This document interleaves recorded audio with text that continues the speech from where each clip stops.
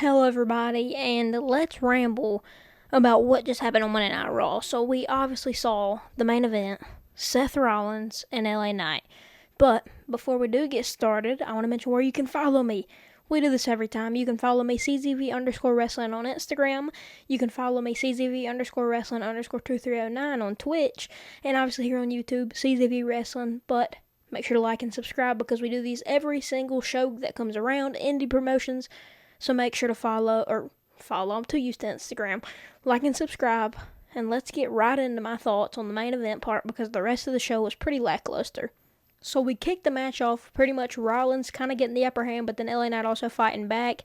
But I think the main thing with this sort of storyline that we got going on here, obviously the crowd was chanting the whole time that Rollins is a liar, which I mean they have the ability to say that just because Rollins lied about his injury, so I mean it kind of makes sense. But at the same time, this match right here to end the show, I was expecting to the people that came out there, I was expecting them to come out. So it's kind of getting to where I can predict who's going to come out, but it's not to the point where it's super predictable. Like it's just right in the middle, enough where you can still watch the show and be enjoyable of it, but at the same time, you're kind of wondering or you're kind of waiting on, okay, when is this person going to come out? But they did fool me at the end of the show whenever Roman came out and the copyright thing pulled up on the screen. And you might be wondering, why am I not reviewing the whole entire Raw, like everything, because that's what I normally do. But in today's video, I feel like the Raw was kind of lackluster. And I feel like the only thing that was good was the main event and Becky Lynch and Nikki Bella's promo. So I feel like that was the only good parts about the night. And DeRusso versus Sheamus, I thought it was going to be a bit better, and it didn't turn out to be. And so, really, the promo with Becky and Nikki was really fire. I loved it, and we also saw Nikki and Becky roast each other. But that's not why you clicked on this video. So I'm going to go here, and we're going to get to everything that happened, and I'm going to go ahead and get into all of it. So, let me scroll down, and let's find it here.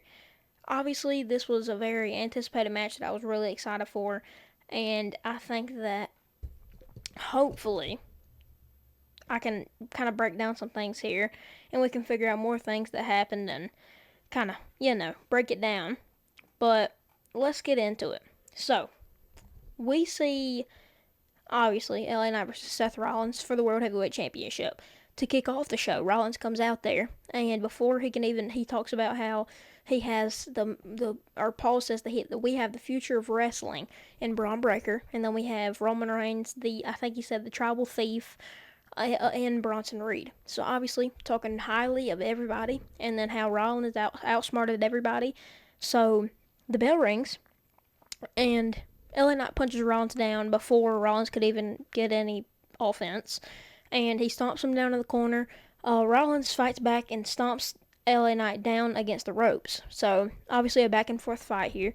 I was definitely expecting this match in general before the DQ to be a bit better, but how the DQ ended up happening, we saw Seth Rollins go for a stomp onto the pavement or onto the concrete to LA Knight until eventually CM Punk hops up on the barricade and hits Seth Rollins with a crossbody, what looked to be a crossbody, or it was a double axe handle.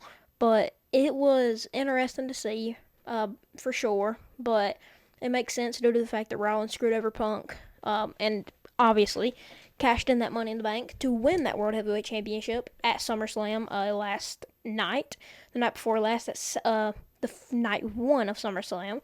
So I think that obviously I was expecting Punk to come out there, but I was not expecting the things that happened to happen, to be honest. I was expecting Punk to come out there, and that was going to be it. I kind of expected Roman to come out there just because of the match the tag match that Bronson, Braun, Jay, and Roman had, but then after Punk interfered, they beat down Punk, and Rollins was going for a curb stomp. He hits the curb stomp.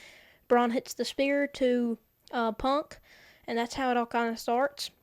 Rollins hits the stomp, and then Bronson Reed just keeps going with a tsunami.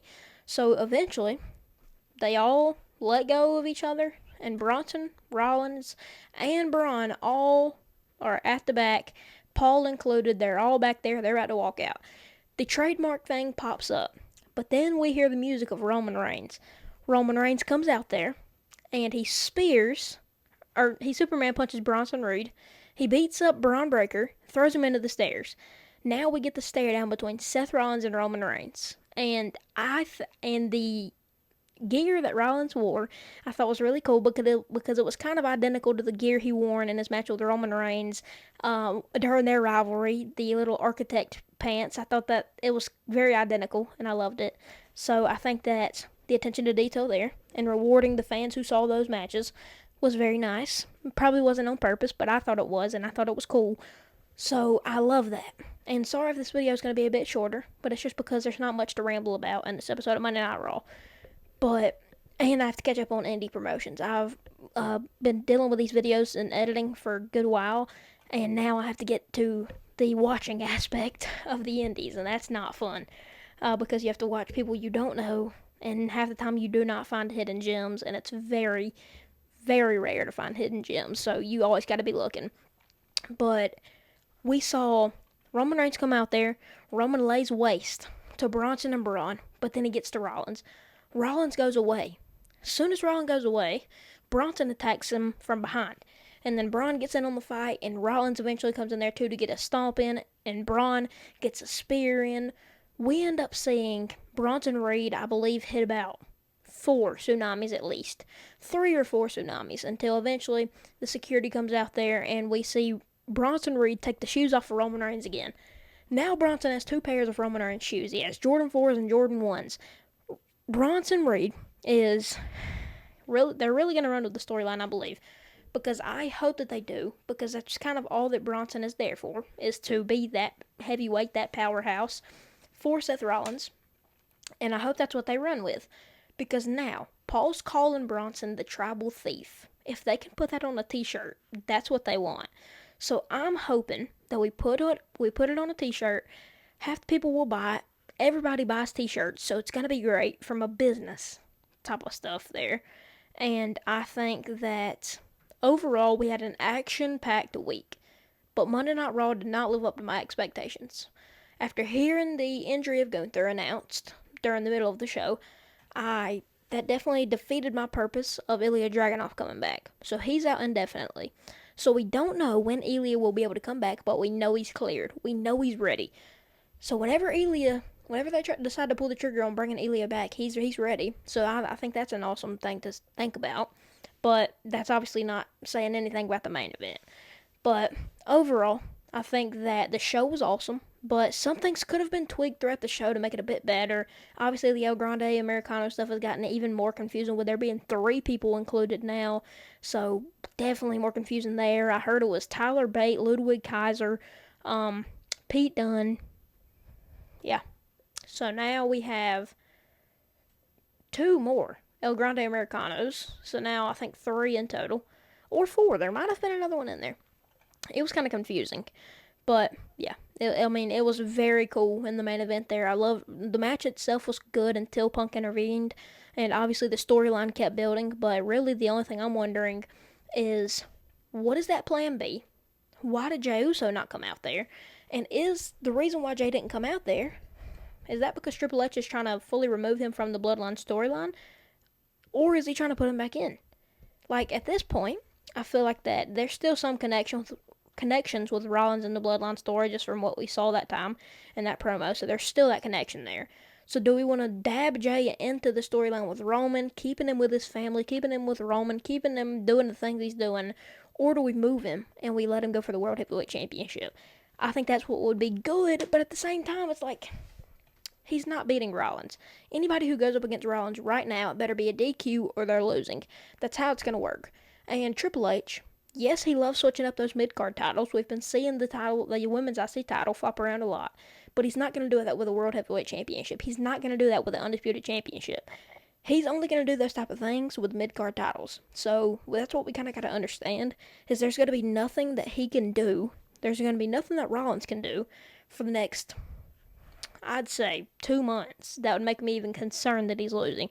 Like, PLEs is obviously going to have high stakes, and I'm still going to be excited for him, even though I know the outcome. But the matches that Rollins put on definitely replaces what I think's going to happen. Like, could have never guessed that Rollins was going to fake this injury. That never crossed my mind. And he went on the Rich Eason show earlier and said that there was big stuff happening for tonight's Raw. Nothing big enough happened for him to say that, so I don't know what he was really on about there. But obviously he did get a match, so I guess that's big. But I was expecting the big to be something overall on Raw, not just him. So that's why I kind of got Ely in my mind, especially with all the rumors going around. But yeah, I thought this Raw was cool. Definitely in the middle of the show. Could have definitely been an excuse to bring it strictly down to 2 hours because it was pretty awful. It was just build up to AAA and the Dominic match. I mean, and I like how Dominic's running with the Eddie Guerrero storyline where he's kind of wrestling like Eddie now with the boot coming off and unzipping the boot. But yeah, I think that was very cool. I loved Raw tonight, but I feel like the main parts were obviously the opener and the main event. So, loved it overall. I'm going to give it a solid, I'm not even going to lie, I'm giving it a 7 out of 10. It could have been definitely way better, especially after a PLE like a SummerSlam that we just had, the best SummerSlam of all time. I think that we should have definitely done a bit more on this episode of Monday Night Raw. But, I mean, we had a decent match between Rusev and Sheamus. Obviously ended in DQ, and they fought throughout a whole hour, which made no sense. But, yeah, I think this Raw was pretty decent. But that was it for my ramble, and I know there's no edits on that. You see your favorite people, and that's just how you have to do it. Either you're on your way to work, and you put it in your ears, and you just listen, or you just watch like this, and then that's another way to do it as well. But hope y'all enjoyed this video. Hope y'all enjoyed Monday Night Raw too. Let me know down in the comments if it ain't turned off. But please make sure to like and subscribe because it helps out the channel a lot. And I will see y'all boys in the next one. Deuces.